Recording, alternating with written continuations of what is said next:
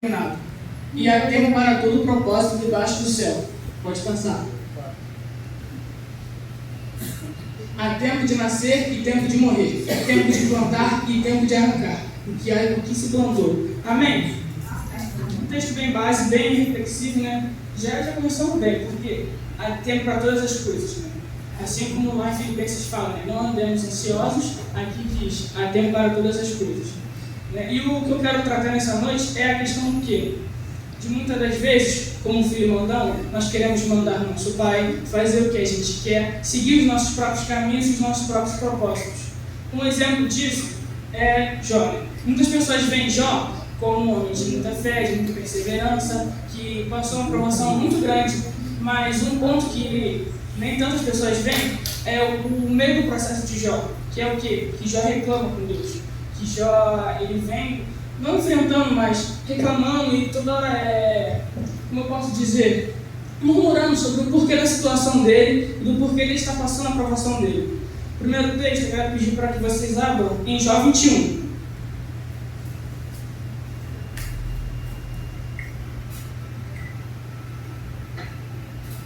Amém? Morar, né, pela projeção. Amém. Pode passar. Respondeu, porém, Jó: ouvi atentamente as minhas razões, e já isso me será a vossa consolação. Pode passar. Tolerar-me e falarei, e havendo eu falado, poderei zombar. Próximo, por favor. Acaso é do homem que eu me queixo? Não tenho motivo de me impacientar? Olhai para mim e pasmai, e ponde as mãos sobre a boca. Próximo. Porque só de pensar nisso me perturbo, e um calafrio se apodera de toda a minha carne. Amém, irmãos? Se você voltar 2 versículos, por favor, você pode ver o que Jó fala. Ó, não tem motivo de me impacientar? Ele questiona. Ele faz o primeiro questionamento. Por que eu não posso ser impaciente com o que eu estou passando? Qual é a situação? Enquanto isso, Deus está só ouvindo. Já dá o primeiro ponto. O próximo ponto que eu quero mostrar de Jó está lá no capítulo 24, versículo 18. Onde diz o seguinte: vós dizeis, os perversos são levados rapidamente na superfície das águas. Maldita é a porção dos tais na terra, já não andam pelo caminho das vinhas. Próximo. A secura e o calor desfazem as águas. Desfaz as águas da neve, assim faz a sepultura aos que pecaram. Próximo.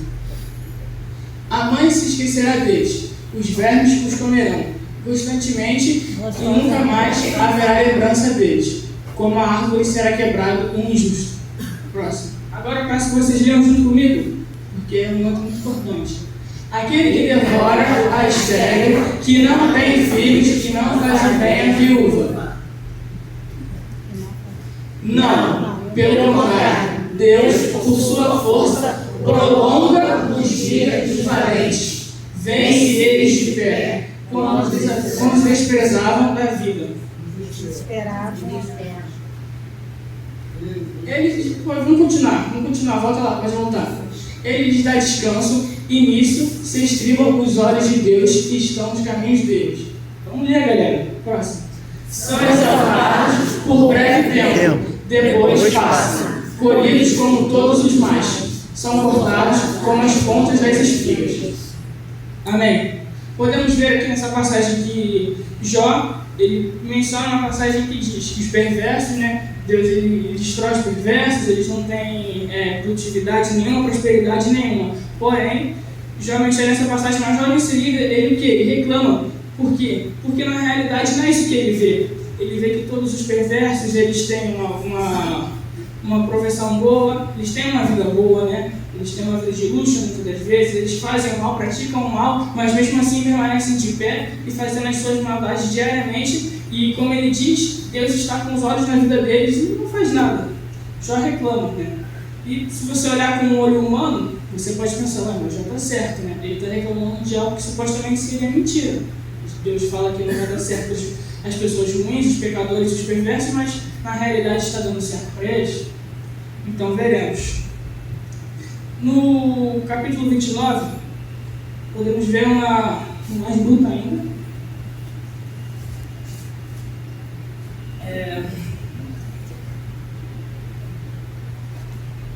E prosseguiu Jó no seu discurso e disse: "Ai, quem me dera ser como fui nos meses passados, como nos dias em que Deus me guardava."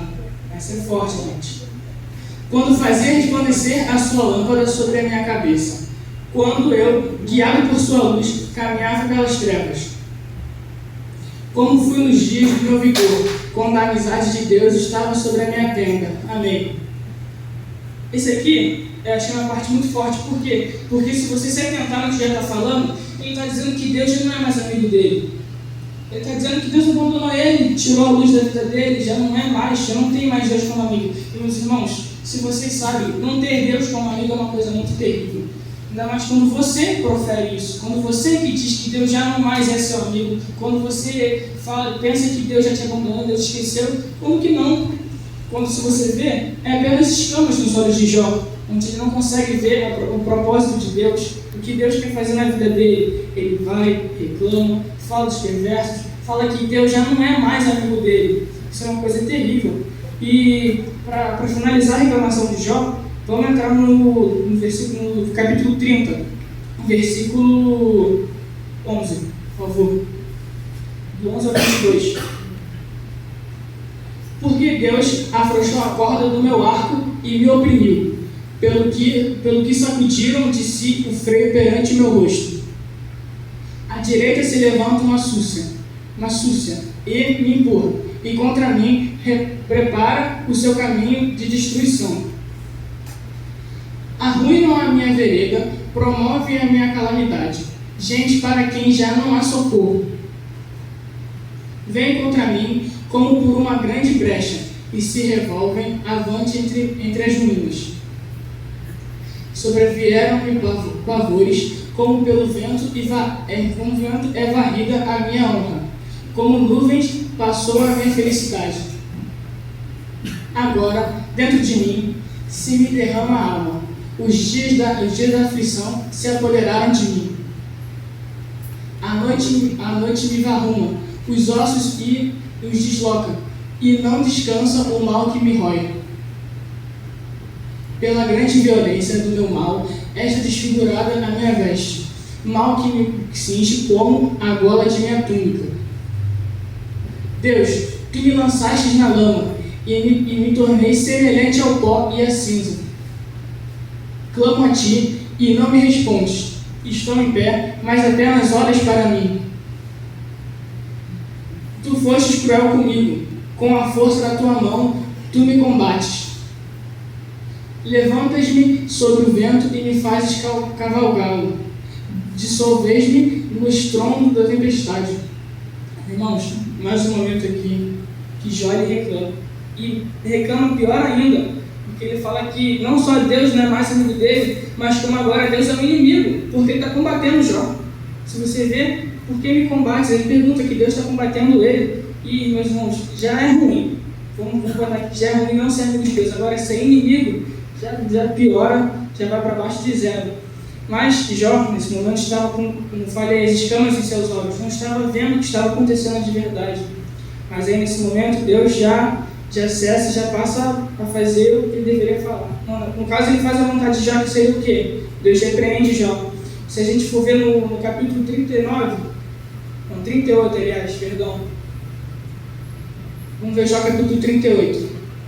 "Depois disto, o Senhor, do meio de um redemoinho, respondeu a Jó: Quem é este que escurece os meus desígnios com palavras sem conhecimento? Cinge, pois, os lombos como um homem, pois eu te perguntarei, e tu me farás saber. Onde estavas tu, quando eu lançava os fundamentos da terra? Dize-me se tens conhecimento.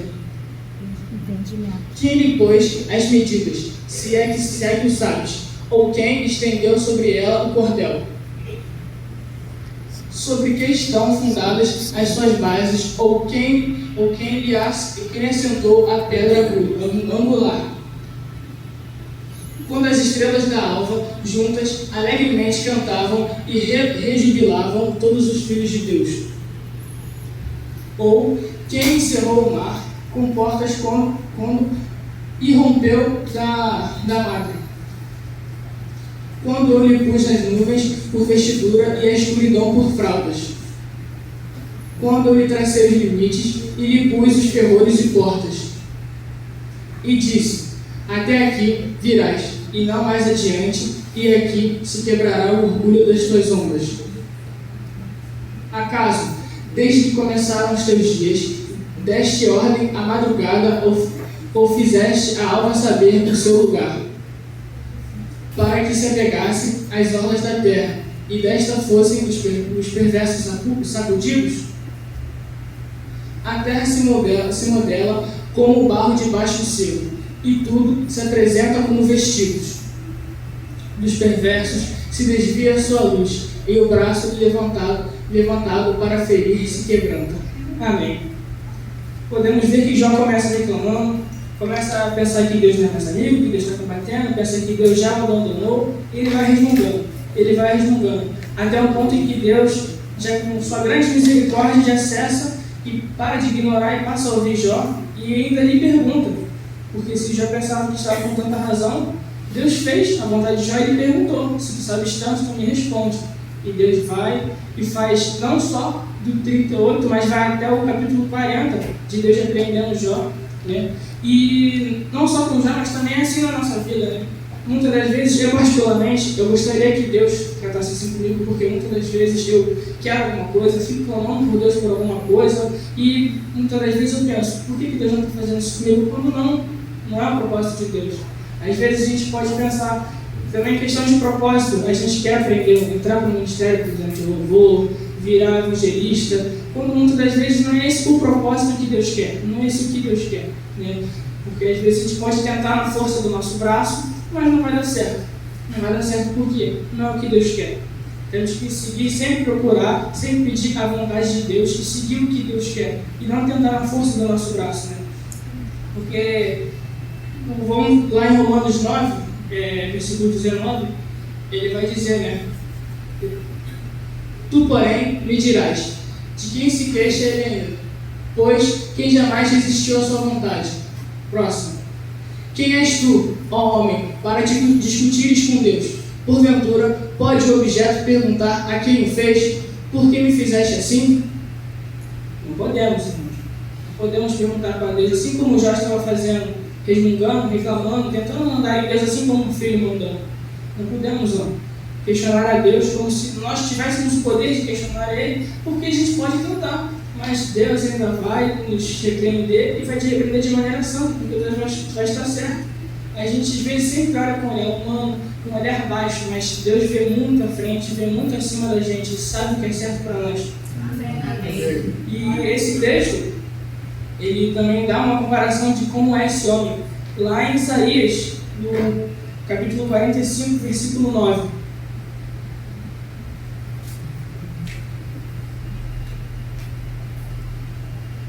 Amém? O versículo diz: ai daquele que contende com o seu Criador, e não passa de um caco de barro entre os outros cacos. Acaso dirá o barro ao que lhe dá forma: que fazes? Ou a tua obra não tem alça? Próximo. Ai daquele que diz ao pai: por que geras? E à mulher: por que dás à luz? Se você ver no versículo anterior, ele compara, né? Quem faz isso é como um caco de barro juntado a todos os outros cacos. Só mais um vaso quebrado que não deu certo na mão do olheiro. E ele pode até descartar, porque ele fala que está um caco junto dos outros cacos. Então temos que refletir muito, porque como eu falei lá em Filipenses, capítulo 4, versículo 6, né? Paulo fala que não andeis ansiosos com coisa alguma. Não andeis ansiosos, sempre devemos buscar a vontade de Deus, o que Deus quer, e no tempo certo. No tempo certo, às vezes a gente pode estar até no propósito certo, mas não no tempo certo. Querer adiantar as coisas na nossa ansiedade, querer jogar mais para perto, tentando fazer do nosso jeito, com a força do nosso braço. Já dizia, maldito é o homem que confia na força do seu próprio braço. Então não devemos confiar em nós mesmos, devemos pegar qualquer propósito, qualquer plano, qualquer vontade e entregar nas mãos de Deus, porque Deus vai fazer o melhor, vai fazer o certo, meus irmãos. E essa é a mensagem que eu trouxe aqui. Possamos refletir cada dia mais e mais nos nossos fazeres, no que queremos seguir, no que queremos fazer, porque não pode ser a vontade de Deus. Não pode ser a vontade de Deus. E para a gente poder saber, somente tem uma forma: entregar com muita oração e esperar a resposta de Deus, meus irmãos. Amém. Amém.